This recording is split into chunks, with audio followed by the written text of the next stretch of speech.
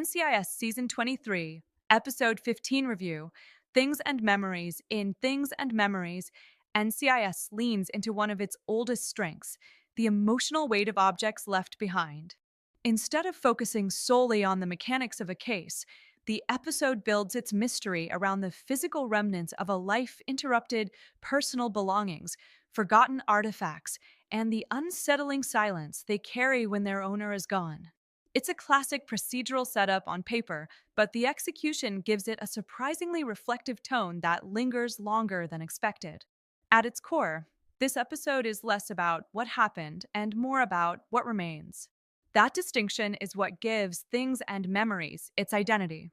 The case begins with what seems like a routine investigation tied to the discovery of a deceased Navy officer whose belongings surface in an unexpected place. But as the team digs deeper, every item becomes a breadcrumb, not just toward a suspect, but toward an entire hidden emotional history the victim left behind. Objects as Witnesses. One of the episode's most compelling ideas is the way it treats objects almost like witnesses. A worn out watch, a handwritten note, a cracked photograph. Each item is presented not just as evidence, but as a fragment of memory that refuses to fade quietly. This is where the episode shines. It transforms forensic investigation into something almost poetic. The writers allow the team to linger on these details. Rather than rushing through analysis, we get moments where silence dominates the room and characters actually pause to consider what these objects meant. It's a subtle but effective shift that elevates the storytelling above standard procedural pacing. This thematic approach also reinforces the show's long-running fascination with legacy. Every item becomes a question. Was this person defined by their duty, their relationships, or something they never got to fully become? The emotional case beneath the case. As the investigation unfolds, it becomes clear that the central mystery is deeply personal. The victim's belongings hint at a fractured life, strained relationships, unfinished reconciliations, and choices that ripple outward even after death. The episode cleverly uses these fragments to construct a narrative that feels almost like reading someone's private diary after it's too late to ask questions. What makes this especially effective is how the emotional reveals are paced. Instead of a single dramatic twist, Things and Memories layers small revelations that gradually reshape the audience's understanding of the victim. Each discovery doesn't just move the plot forward, it recontextualizes everything that came before it. This structure allows the episode to maintain tension without relying heavily on action sequences. Instead, emotional curiosity becomes the driving force. Team dynamics, quiet, focused, and reflective. The team dynamic in this episode is notably restrained. Rather than sharp banter or high energy exchanges, the characters operate with a subdued professionalism that fits the tone. It feels like everyone is aware, consciously or not, that this case is different. It's not just about solving a crime, it's about interpreting a life. Special Agent Timothy McGee, in particular, is positioned as a grounding presence, methodically piecing together digital and physical clues with his usual precision. Yet, even he seems slightly more introspective than usual, as if the nature of the case is prompting him to reflect on his own long history with the team and the lives they've all impacted. Meanwhile, other members of the squad provide contrasting perspectives, some focusing on the facts, others on the human story behind them. This balance keeps the episode from becoming too heavy, ensuring that emotional weight never tips into melodrama. Memory as a double-edged theme. The title, Things and Memories, isn't just poetic, it's structural. The episode constantly draws a line between physical objects and the memories attached to them, suggesting that neither can fully exist without the other. But it also raises a more unsettling idea. Memories are not always reliable. Several moments in the episode subtly challenge the idea that what people remember is accurate or complete. Witness accounts conflict. Personal recollections shift under scrutiny. Even the victim's own recorded traces suggest contradictions. The show uses this to underscore a familiar but powerful truth.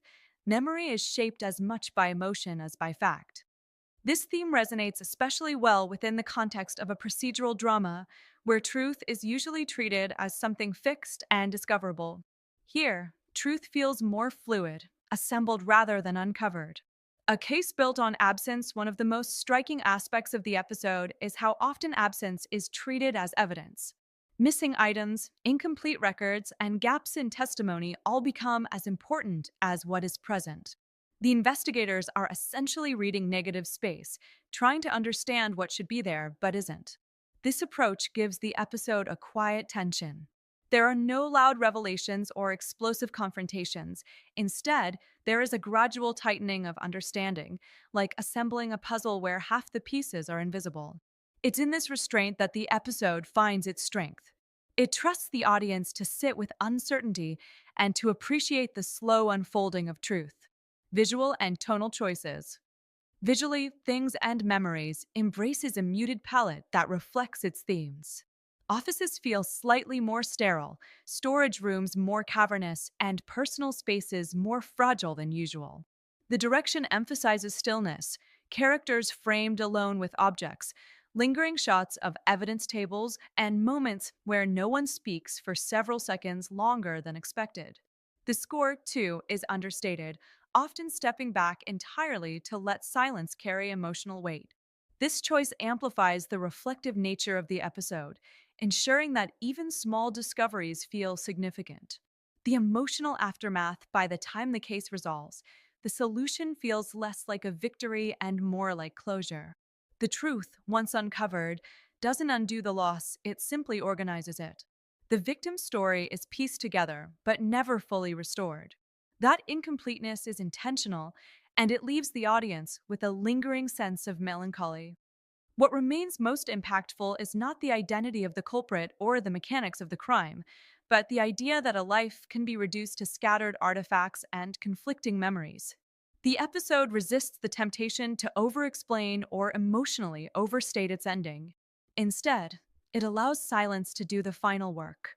Final Thoughts, Things and Memories stands out in season 23 of NCIS as a reflective, emotionally grounded entry that prioritizes thematic depth over procedural spectacle. It's an episode that asks viewers to slow down, pay attention, and consider what objects and memories say about the people who leave them behind. While it may not deliver the high intensity pacing or dramatic twists that some episodes lean on, it succeeds in something arguably more difficult, creating emotional resonance through subtlety. In doing so, it reminds us that the most powerful stories are often not about what people do, but what they leave behind for others to interpret.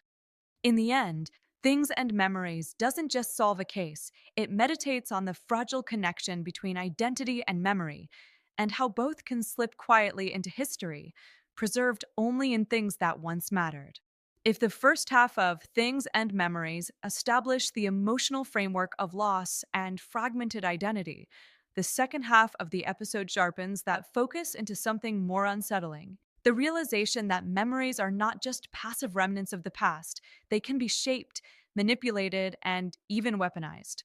In this part of the story, NCIS moves from quiet reflection into a more intricate psychological space where every recovered object begins to feel less like evidence and more like a deliberate clue placed with intention.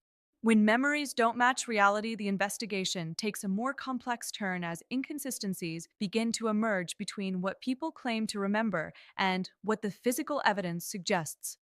A colleague recalls the victim as distant and purely career focused, while a family member describes them as deeply sentimental and emotionally engaged. Neither version fully aligns with the artifacts uncovered. This contradiction becomes the episode's quiet engine. Rather than presenting memory as a reliable reconstruction of truth, the narrative suggests it is a shifting collage refracted through grief, guilt, admiration, or resentment. What makes this especially compelling is how the team reacts to these contradictions. Instead of immediately dismissing them, they lean into the discomfort. It becomes clear that solving the case isn't just about identifying who committed a crime, but understanding why so many different truths can exist around a single life. The hidden pattern behind the object's a turning point arrives when the team begins to recognize that the victim's belongings are not randomly scattered. There is intention behind their placement, a pattern that suggests communication rather than chaos. The objects begin to form a kind of coded message, one that only becomes readable when viewed collectively. This is where the episode subtly shifts genres, brushing against a puzzle box narrative without fully abandoning its procedural roots. Each item now functions as a node in a larger emotional map. The watch, the photograph, the handwritten note, they are no longer isolated clues, but parts of a constructed memory system. The brilliance of this approach lies in its restraint. The episode never turns into an over the top conspiracy thriller. Instead, it keeps everything grounded in human behavior, the need to be understood, even after death.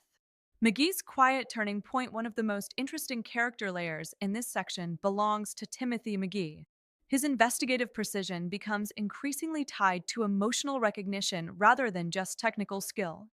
As he decodes digital traces and aligns them with physical artifacts, he begins to notice a pattern that resonates personally: how much of a person's identity is stored outside of official records. There's a subtle shift in how he approaches the case. Earlier, he was analyzing data. Now, he is interpreting intention. This change is small but meaningful. It reflects the episode's broader theme that understanding someone requires more than facts. It requires empathy.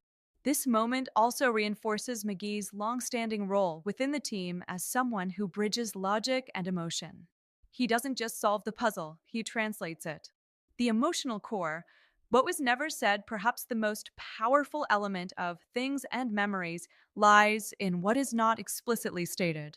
The victim's unresolved relationships become the emotional center of the episode, not because they are fully explored, but because they remain incomplete.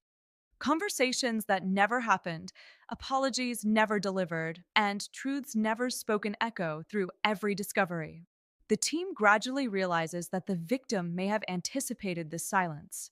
The carefully placed objects begin to look less like accidental remnants and more like an attempt to speak across absence, to create a final narrative that others could interpret after they were gone. This idea transforms the investigation into something almost elegiac. The case becomes a posthumous conversation, with the team acting as interpreters of a language built from objects and memory fragments. The culprit as a reflection of memory itself. When the true nature of the crime becomes clearer, it aligns tightly with the episode's central theme: memory distortion. The culprit is not just motivated by opportunity or anger, but by a deeply personal reinterpretation of past events. Their actions are shaped by a version of history that may or may not be accurate, but feels undeniably real to them. This makes the resolution more tragic than cathartic. Justice is served, but it does not erase the emotional ambiguity that led to the crime. Instead, it reinforces the idea that truth alone is not always enough to prevent harm, especially when memory has already reshaped perception. A final reframing of things. By the time the episode reaches its closing moments, the meaning of things itself has evolved. What began as physical evidence has become symbolic language. Objects are no longer just remnants of a life, they're active participants in how that life is remembered and understood. The final scenes emphasize this shift with deliberate stillness. Items are returned, archived, or quietly set aside, but none of them feel fully resolved. They remain suspended between evidence and memory, between story and silence. In this way, the episode avoids a clean emotional resolution. Instead, it offers something more honest: the idea that closure is often incomplete, especially when built from fragments of another person's existence. Final reflection. As a whole, this second part reinforces why Things and Memories stands out within season 23 of NCIS. It is not an episode driven by twists or spectacle, but by the gradual realization that people are remembered differently depending on who is doing the remembering, and that those differences can shape reality itself.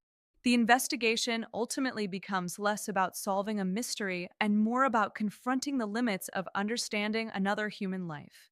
In doing so, it leaves the audience with a lingering question that extends beyond the episode: how much of anyone can truly be known, even through the things they leave behind? By the time Things and Memories enters its final stretch, the emotional and narrative threads that have been quietly building begin to converge. What started as a standard investigation within NCIS has fully transformed into something more reflective: a meditation on how truth, Memory and identity collapse into one another when a life is examined only through what remains behind. This final section doesn't rush to escalate. Instead, it carefully tightens its focus, bringing the story back to its central question: when a person is gone, what truly defines them, the facts of their life, or the memories others construct around them? The final clues: when the pattern becomes personal as the team assembles the last pieces of the case, the previously scattered objects finally reveal their full meaning. What once seemed like unrelated artifacts now form a coherent emotional blueprint, one that suggests the victim was actively trying to control how they would be remembered. This realization reframes everything. The belongings were not just clues left behind for a case file, they were a deliberate attempt to construct a narrative, a version of self preserved through curated fragments. But the unsettling question that follows is immediate: was this narrative honest, or was it a final act of self mythologizing? The episode wisely refuses to give a definitive answer. Instead, it leans into ambiguity, suggesting that even self created memory can become distorted over time, especially when filtered through others after death. Emotional confrontation. Truth without comfort. The climax of the episode is not defined by action, but by confrontation between the team, the suspect, and the emotional truth that has been slowly unraveling beneath the surface of the case. What stands out is how restrained the scene remains. There is no explosive outburst, no dramatic confession designed purely for shock value. Instead, the truth emerges in fragments, mirroring the structure of the entire episode. Each revelation feels incomplete on its own, but together they form a painful clarity. The suspect's motivation is revealed not as purely malicious, but deeply human, shaped by misremembered moments, unresolved resentment, and a version of the past that has hardened into belief. It is here that Things and Memories makes its strongest thematic statement. People do not act based on objective truth, but on the memories they carry, whether accurate or not.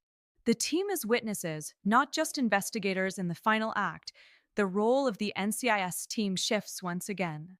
They are no longer just investigators assembling facts. They have become witnesses to a life reconstructed after death. Each member processes this in their own way. Some focus on the procedural closure, ensuring justice is served. Others are more visibly affected by the emotional weight of what they've uncovered. The contrast between professional duty and personal reflection becomes more pronounced, especially as the case reaches its conclusion. Timothy McGee, in particular, embodies this duality. His analytical mind closes the case cleanly, but his emotional response lingers. There is an unspoken recognition that what they've uncovered cannot truly be resolved, only understood in parts. The meaning of closure, or lack thereof, one of the most compelling ideas in this final portion is the episode's rejection of traditional closure. In most procedural storytelling, a solved case provides emotional resolution, justice restores balance, and the narrative ends cleanly. Things and Memories resists this structure. Instead, it suggests that closure is an illusion when dealing with human memory. The case may be solved, but the emotional contradictions remain unresolved. The victim's life is still fragmented. The suspect's motivations are still rooted in subjective truth. Even the team's understanding is incomplete. This deliberate lack of emotional finality is what makes the episode resonate beyond its runtime. It acknowledges that some stories do not end neatly, they simply stop unfolding. The final image, objects left behind. The episode closes with a quiet return to its central motif: objects. Items are placed into storage, filed away, or returned to families. But none of them feel fully resolved. They remain charged with meaning that cannot be fully captured in reports or evidence logs. A photograph still carries emotional ambiguity. A personal item still feels heavier than its physical weight. Even as the investigation concludes, the sense of presence within absence persists. This final visual language reinforces the episode's core idea: things do not stop meaning something just because the person attached to them is gone. If anything, their meaning becomes more complicated. Final thoughts. Things and Memories stands as one of the more introspective entries in season 23 of NCIS, not because it reinvents the procedural format, but because it gently bends it towards something more philosophical. Rather than asking only who did it, the episode repeatedly asks, who is this person really? And who gets to decide that after they're gone? It is in these questions that the episode finds its lasting impact. The mystery itself is engaging, but the emotional resonance comes from its refusal to simplify identity into a single truth. In the end, Things and Memories leaves us not with answers, but with reflection. And in a series built on uncovering truth, that might be the most honest conclusion of all. Long after the case files are closed and the evidence has been archived within NCIS, Things and Memories refuses to fully disappear. It lingers in the small, almost invisible spaces the episode spent so much time highlighting between objects and meaning, between fact and interpretation, between who someone was and who they are believed to have been.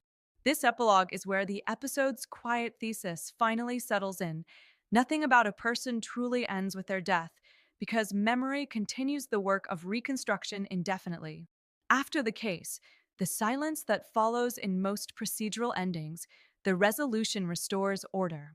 The file is closed, the team resets, and the next case begins. But here, there is a noticeable hesitation in that rhythm. The aftermath feels unusually heavy, not because the case was particularly shocking, but because it was personal in a way that resists compartmentalization. The victim's life was not just solved like a puzzle, it was interpreted, debated, and partially reimagined by those trying to understand it. And that leaves residue.